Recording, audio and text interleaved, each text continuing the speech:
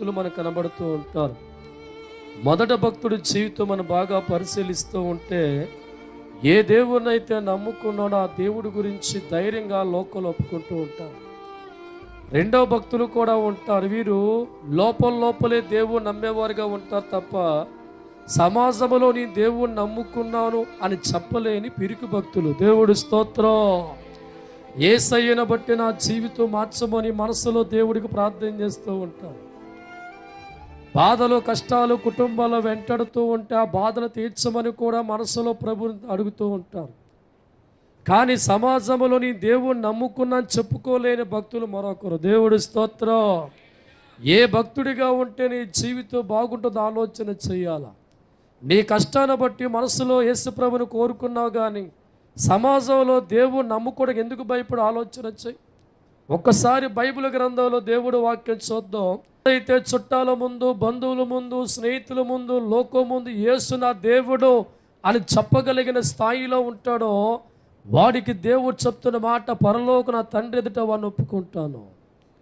ఈనాడు చాలామంది జీవితాలు వారి కష్టాలు కన్నీరు వేదన పరిగెడుతూ ఉంటే మనస్సులో యేసయ్య నామాన్ని జ్ఞాపకం చేసుకొని, ప్రభా ఈ కష్టాలు మనం తరుముతున్నాయి, బాధలు తరుముతున్న తీర్చమని వారు చాలా దేవుడికి ఆరాధిస్తూ ఉంటాం.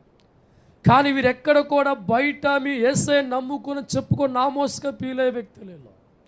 సమాజంలో దేవుని అంగీకరించే ధైర్యం వారికి ఉండదు.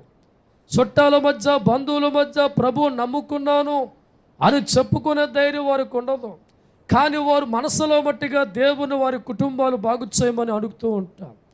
మనసులో వారి జీవితాల్లో నా కుటుంబాన్ని ఆస్వాదించు తండ్రి, నా బ్రతుకును దీవించు నాయన, నేను చాలా అప్పుల్లో ఉన్నాను, చాలా బాధల్లో ఉన్నానని చెప్పి మనసులో దేవుని నమ్ముకుంటారు. కానీ సమాజంలో వారు హిందువులు. దేవుడు స్తోత్రం.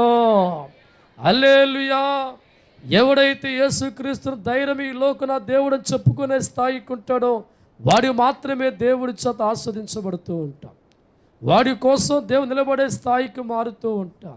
ఈ లోకంలో కష్టాలు తీర్చమని దేవుని కోరుకున్నావు, కానీ కష్టాలు తీర్చే దేవుని చెప్పుకోలేకపోతున్నావా? బాధలు తీర్చమని దేవుని కోరుకున్నావు, కానీ బాధలు తీర్చే దేవుని చుట్టా చెప్పుకోలేకపోతున్నావా?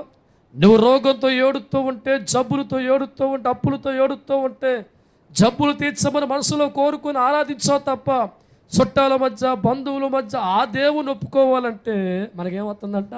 నామోషి. దేవుడి స్తోత్రం.